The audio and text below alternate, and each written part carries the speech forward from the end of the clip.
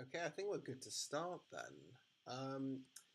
We'll just get some hellos, just sort of start off with, as some people sort of roll in, answer any questions that may crop up, and then hopefully we'll hit the ground running at maybe 5 past 5. Um, okay, we've got a question. What year is this for?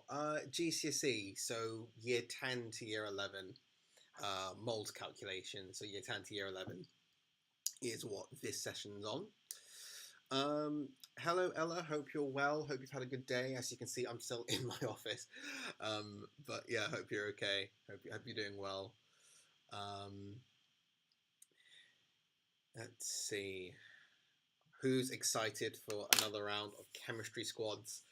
We're going to be going over some mold calculations today, just kind of going over the basics, doing mold calculations on solids, liquids, and gases. So hopefully that should make sense for everyone.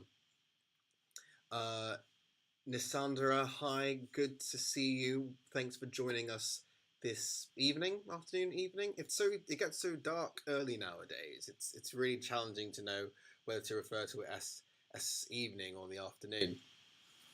Ardell, you've asked, is this also for combined science trilogy? So what I've tried to do is go over content in such a way that it encapsulates all the exam boards. So whether you're doing AQA or EdXL or OCR, I've kind of picked topics to go over in the squads that you see across all the different exam boards. So I'm mainly going to be focusing on how you approach these types of questions, which you can apply to your specification. So don't worry, even if you're doing EdXL and the next person watching is doing AQA, hopefully this still makes sense and is still applicable to you anyway. But yes, welcome everyone, welcome my chemistry kings and queens to another exciting session of chemistry squads. It's great to see all of you rolling in. We're going to start really, really promptly because we only really have half an hour for these squads. So we want to make sure that we're really, really prompt. Ghost Rider, hi, good to see you this evening. Great to hear that you're looking forward to this. I can see a few more people have joined us. That's really, really exciting. So all of you get comfortable. Get a cup of tea if you haven't already. I've had about 2 or 3 cups of tea today with my good old Dragon Ball Z mug. I don't know whether you guys can see it. I have treated myself to some more mugs recently. One is a Knuckles mug and one's a Sonic mug. So that's quite cool. Lila, hi, good to see you. Annabelle, hi, good to see you also. Ghost Rider, is this for combined hire? So I was just explaining to Ardil that the way that I've structured these squads is so that they're applicable to any exam board. I've kind of picked the topics that you see across EdXL, OCR, AQA, so it doesn't matter at all. But yeah, these calculations you'll definitely get in higher tier papers. So it's definitely applicable to you if you do these types of like reacting masses, moles calculations, and you definitely see those across all the exam boards. So hopefully that answers your question. But I think, oh, actually, it's only been a minute. We'll give it 4 more minutes and then we'll jump straight into it because again, we've only got half an hour. But I'm really, really excited to go over this topic because I love calculations. A quick yes in the chat. Does everyone have a calculator? I've got this really old-fashioned calculator.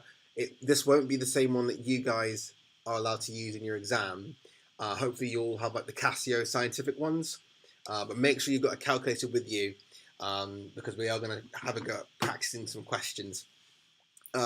If you haven't already, also maybe get a periodic table up so you can check out some atomic masses as well. I will be writing some examples in lesson space, which you can see. So yeah, get excited for some great calculations. But we'll give it 3 more minutes and then we will get straight into it really. Yeah, but hopefully everyone's okay. Weather wasn't too bad this morning, last time I checked. It wasn't awful. But yeah, not too bad. Let's have a look. We'll give it 3 more minutes. 3 more minutes.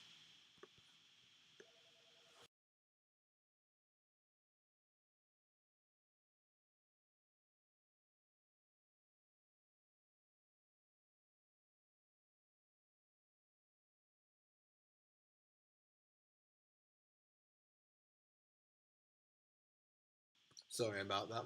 My extension went off there. Ghost Rider, how's my day been? My day's been busy. My day's been really busy. I'm a cancer services pharmacist. So today was one of my more busy days because we have all the breast and lung cancer patients come in for treatment for Friday. So we're sort of prepping a lot of that. So it's been a very busy day. And actually, if you guys are interested, I did do a study squads session last term.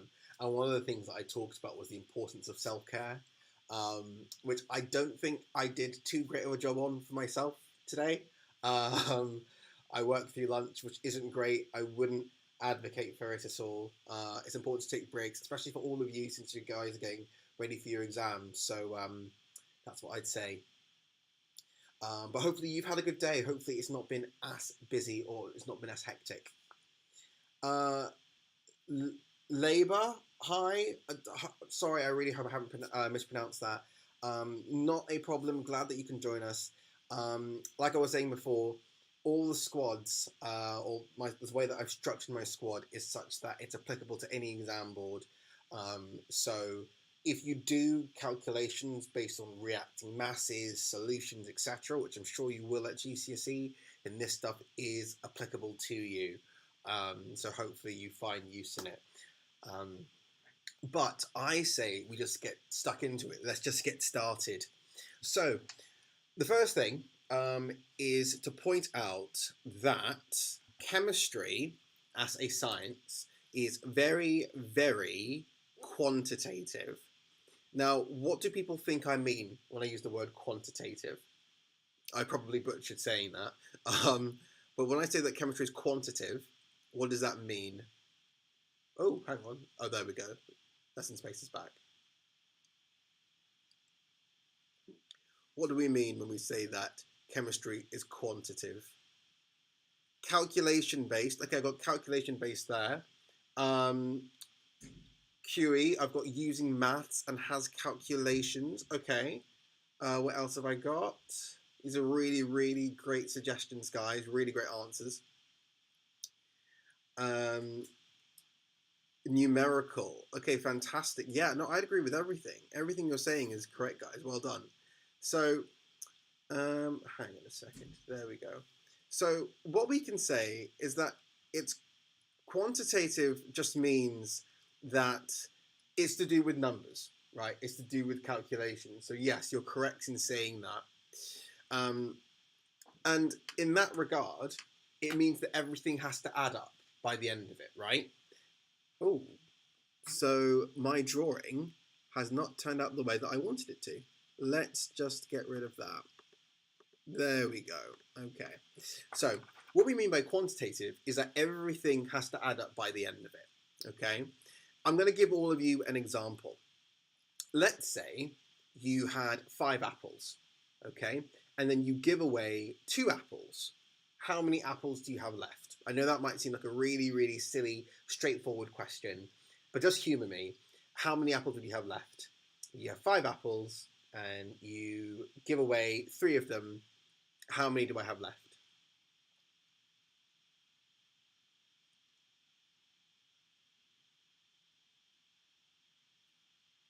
Yeah, well done. Okay, so Lisa, you said 2. Luca, you said 2. Fantastic. I'm seeing a lot of 2s. Fantastic. Yeah, well done. Fantastic, guys. Yeah. So I'm going to have 2 apples left. Okay. Now, lesson space doesn't want to work in terms of the pen, but hopefully it stops lagging and we see how we go. But yes, 2 pens, not 2 pens, 2 apples. Now, in light of that, I suppose the point I'm trying to make is that chemistry is exactly the same. If I have a certain number of grams of one thing, and then a reaction happens, and then by the end of it, I only have 1 gram, well, then that means that 1 gram's unaccounted for. So that doesn't quite add up. Okay? So one of the reasons that we spend a lot of time focusing on calculations is to exemplify the quantitative nature of chemistry. Does that make sense for everyone? Quick thumbs up in the chat if it does make sense. Hopefully it does. Hopefully that makes sense for everybody.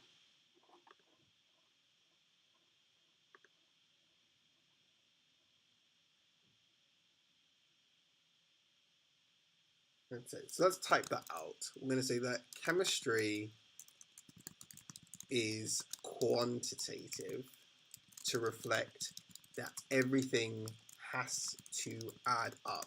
It's numerical, okay?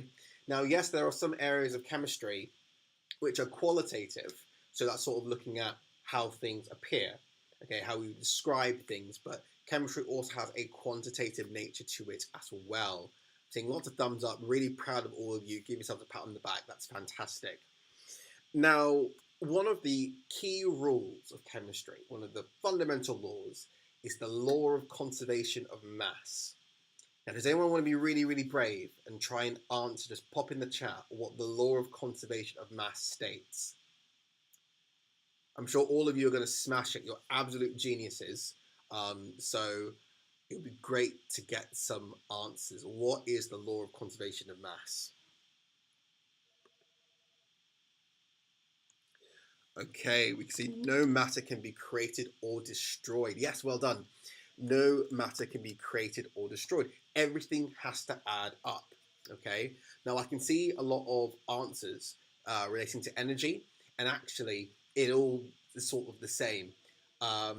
Energy and mass are interchangeable if we dip into a little bit of physics, but we're not going to get into that too much today. But yes, you're all correct. It's the idea that everything has to add up at the end. And so this is where we then consider calculations, and this is why your calculations become so, so important.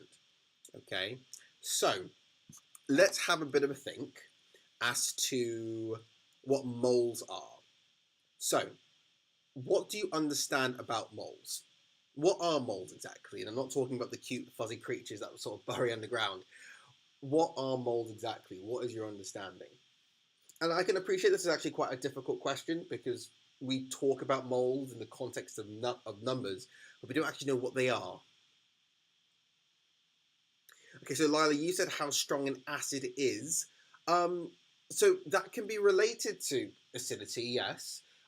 If you think about the strength of an acid and how many moles of, let's say, H plus you have, yes, that is relevant.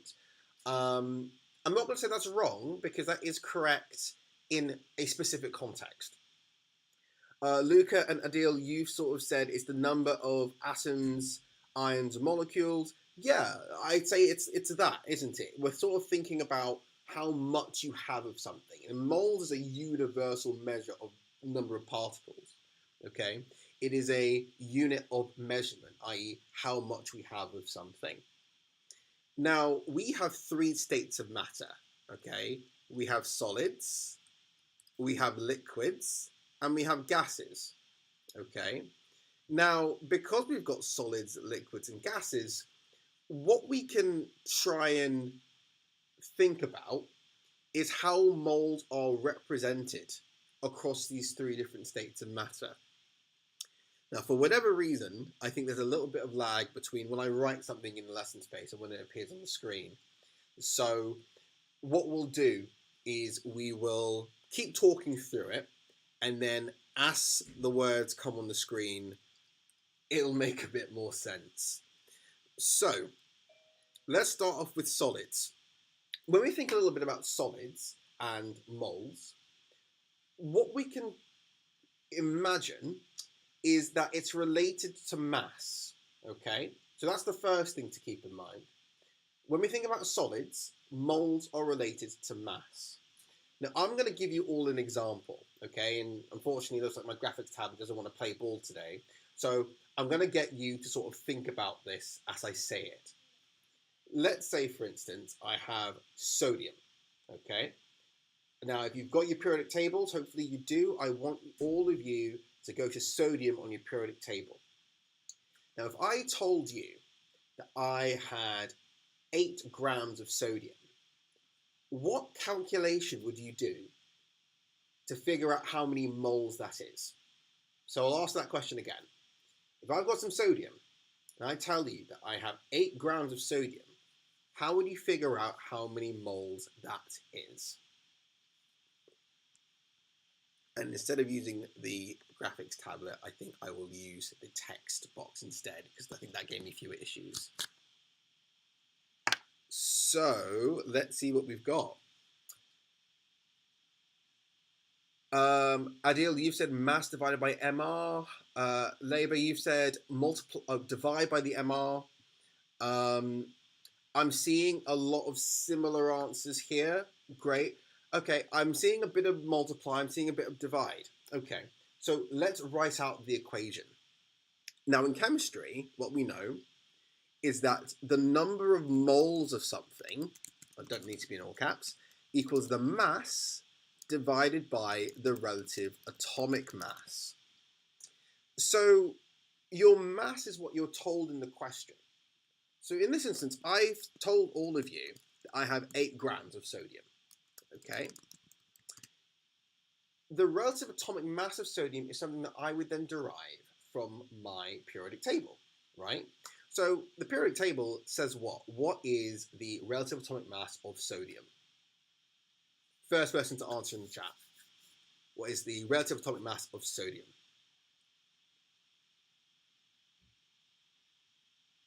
Let's see what people contribute. Okay, so Luca, you said 23. Ghost Rider, you said 22.9. Yeah, the same. It really depends on what periodic table that you're actually looking at. And in your exam, just use the value that you're given. Don't try and round up. But yes, I'd agree with all of these. Fantastic. Great answers, guys.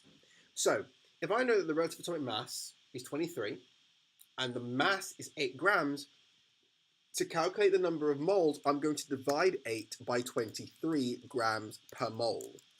Okay, so let's put that in our calculators. If I do 8 divided by 23, what answer do we all get? Just put your answer to 2 decimal places, because I think if you type too many decimal places in the live chat, it might block your answer for whatever reason. So just 2 decimal places. Let's see what people get. I'll wait before I type my answer before I give it away. Okay, Luca, you said 0.35. Adil, 0.35. Ghost Rider, 0.35. I'm seeing lots of 0.35s, and you are 100% correct, guys. Smashed it. Well done. The answer is 0.35. Okay, that's how many moles of sodium I have. Okay, fantastic. Now, that's solids done nicely in terms of that equation. So this is the key equation you need to remember. You need to remember that moles equals mass divided by relative atomic mass. Now, one of the things to remember in these types of calculations is you tend to be given some information about one reactant, and you are then often told to figure out the mass of product that you could form in theory. The key thing to remember here is to remember the mole ratio between these two things. So I'm going to give you an example. I'm going to type out an example because writing doesn't seem to want to play ball today. Let's say I have, let's come up with an equation. Let's say I'm going to burn some methane. So CH4 plus O2 gives me CO2 plus H2O. Okay. Now, first and foremost, is that balanced? Is that a balanced equation? Be really interesting to see what all of you say. Is this a balanced equation? And if it's not balanced, how would I balance it? What numbers would I add and where?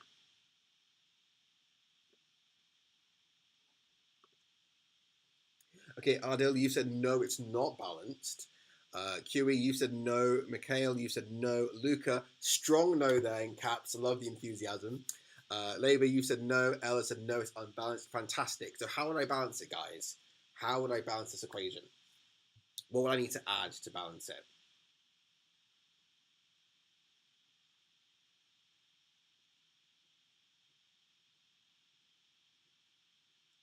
What would I add to balance it? 2 needs to go in front of the H2O. Okay, we can do that. We can put 2 there. Let's do that. Put 2 there.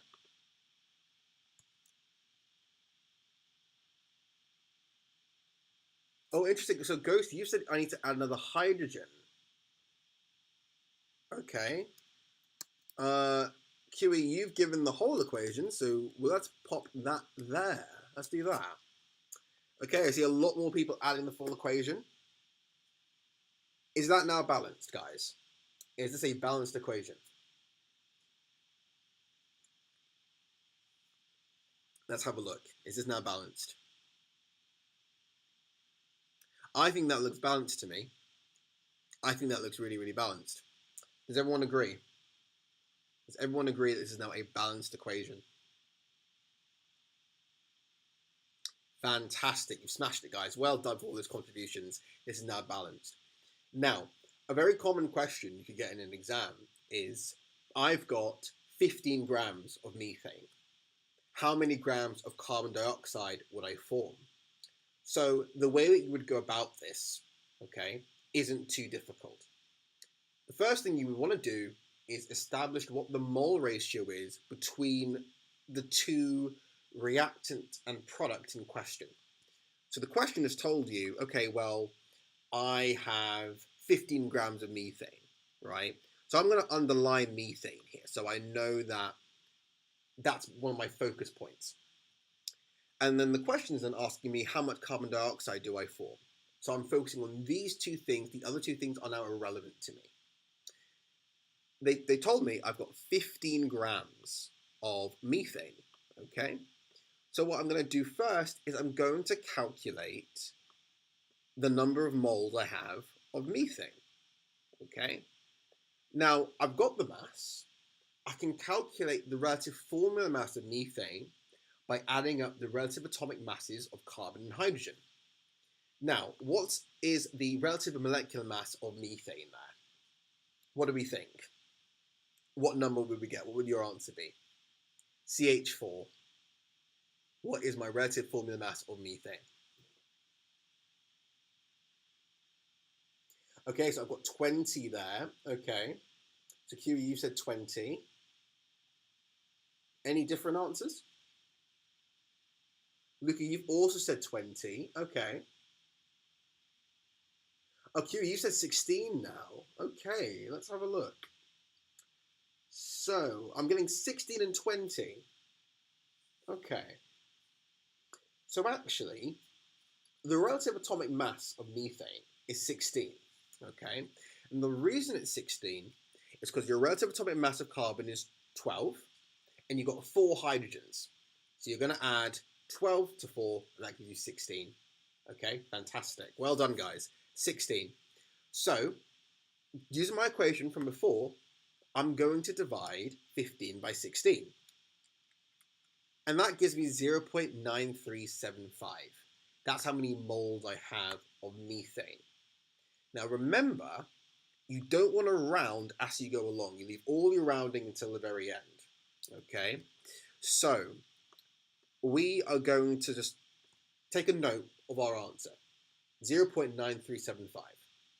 What we then do is we look at the mole ratio as per our balanced equation. And this is why it's really important to balance your equation first, because if you don't, you'll get the wrong mole ratio and you'll get the wrong answer. So what I can see that the mole ratio here is 1 to 1 between methane and carbon dioxide. For every 1 mole of methane I have 1 mole of carbon dioxide. Therefore, if I have 0.9375 moles of methane, how many moles of carbon dioxide do I have? Have a guess, guys. I'm sure you can get it. I'm sure you can get this answer. You'll smash it, I'm sure. If I have 0.9375 moles of methane, how many moles of carbon dioxide will I also have? Remember that the mole ratio is 1 to 1. So me, Sam, you have said the same. Any other answers? Me, Sam, you've said the same. That if I have 0.9375 moles of methane, I'd have 0.9375 moles of carbon dioxide. Does everyone agree with that?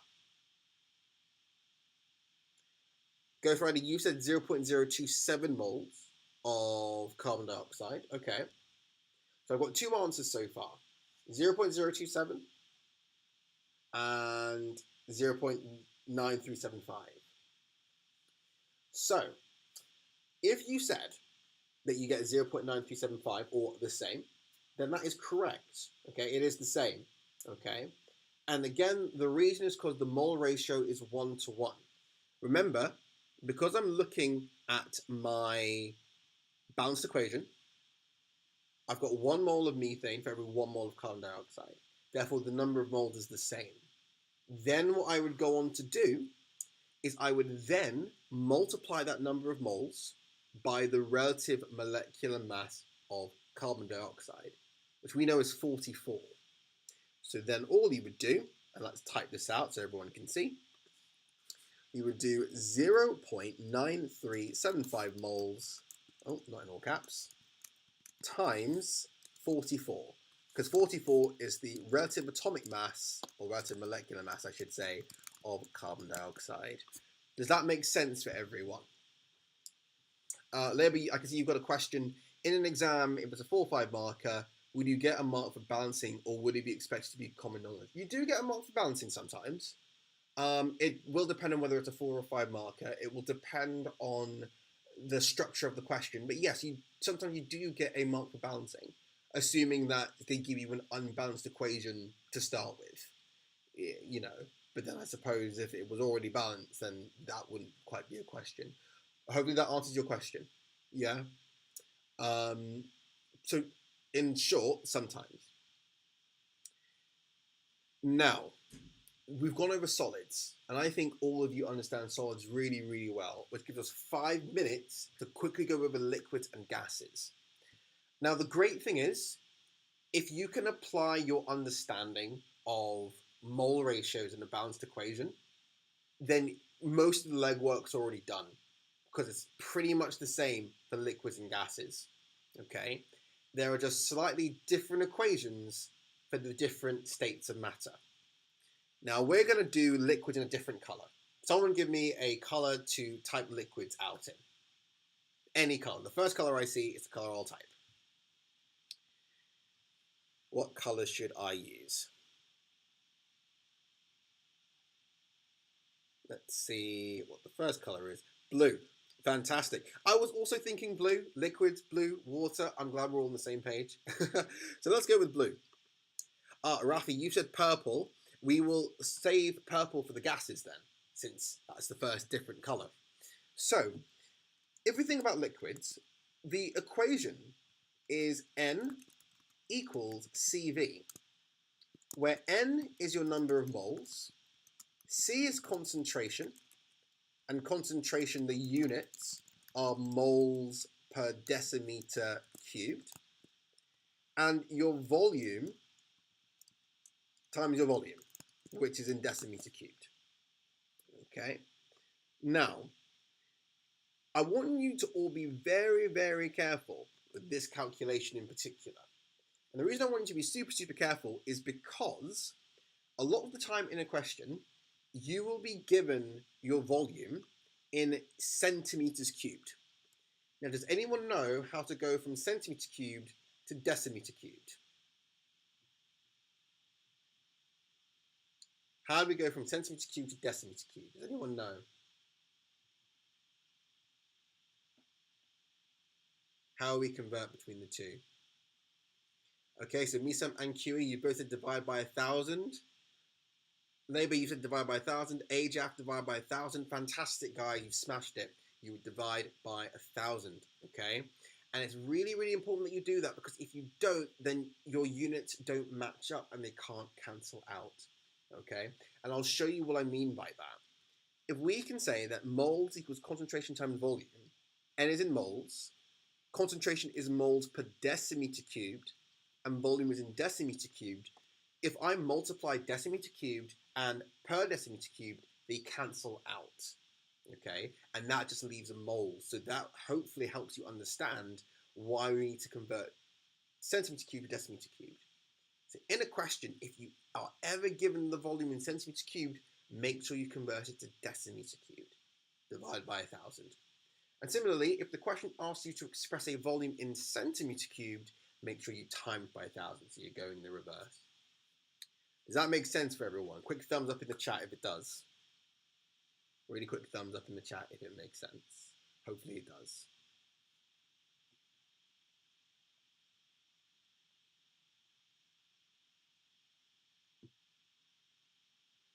And that's those thumbs up are fantastic. Thumbs up, wonderful. Could you divide at the end when you get the answer? I suppose in theory you could do, but I'm not necessarily a fan of that. I would prefer that you divided as you went along with regards to your unit, so you know for a fact that your units have changed.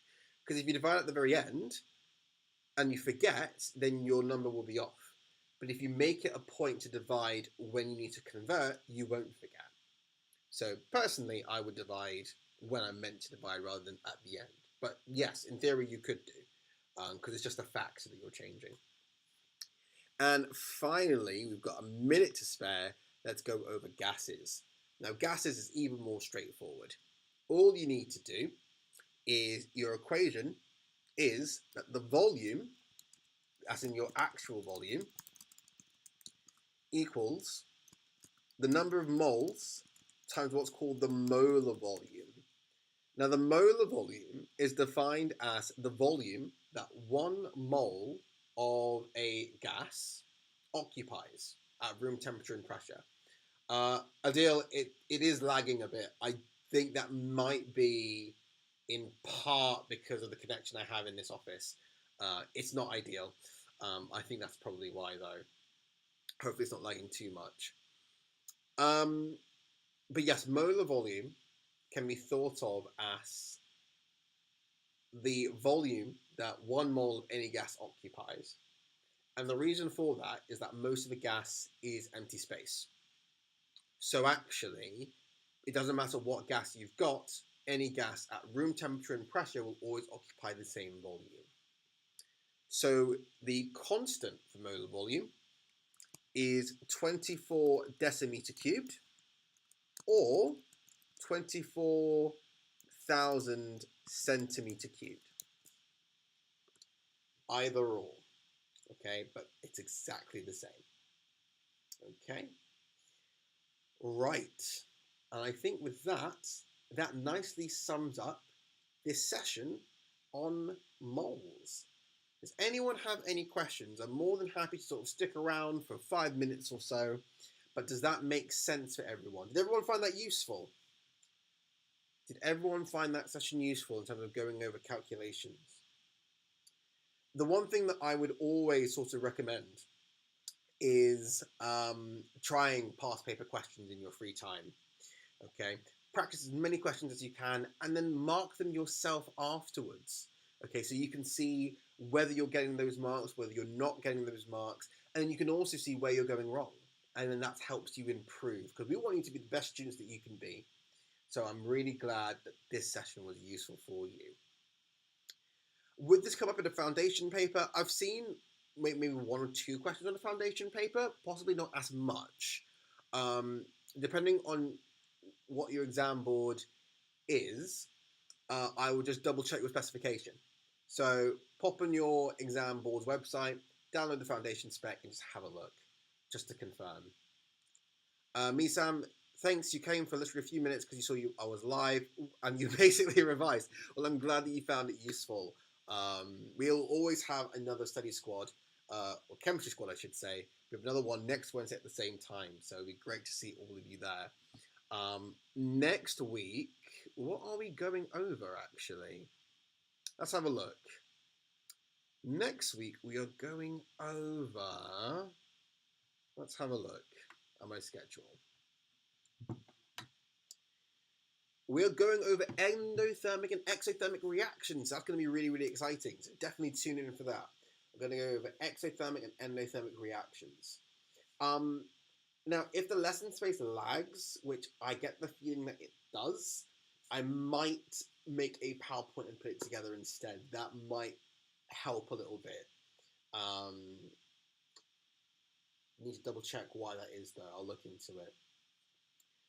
Adil, you've asked, are there any other study squads for specific subjects? Yes, there's a maths one that Sarah does on a Monday, and Fliss does an AI one on a Tuesday, which is really, really cool. So I checked both of those out. Both of them are also at 5 p.m. on Monday and Tuesday, respectively. But you can click on the link in the description, and I'll sort of take you to the My Tutor website where you can sort of sign up. Mikhail, how do we use moles in everyday life?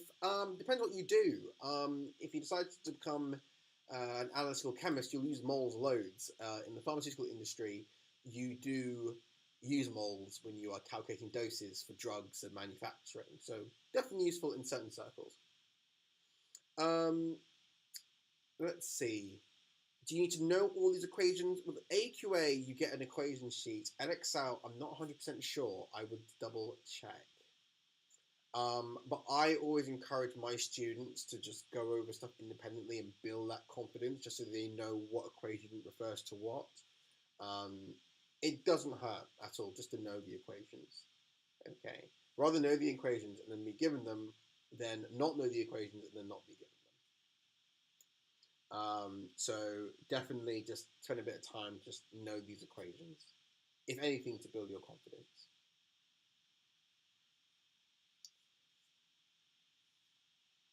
But otherwise, I think we are coming to the end of this study squad.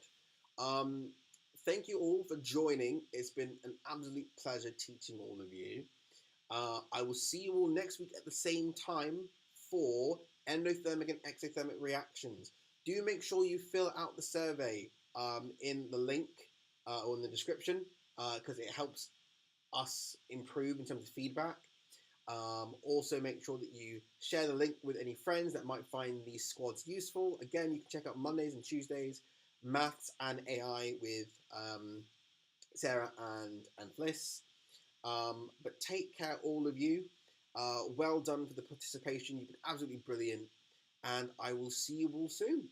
Have a wonderful week and take care. Bye, guys.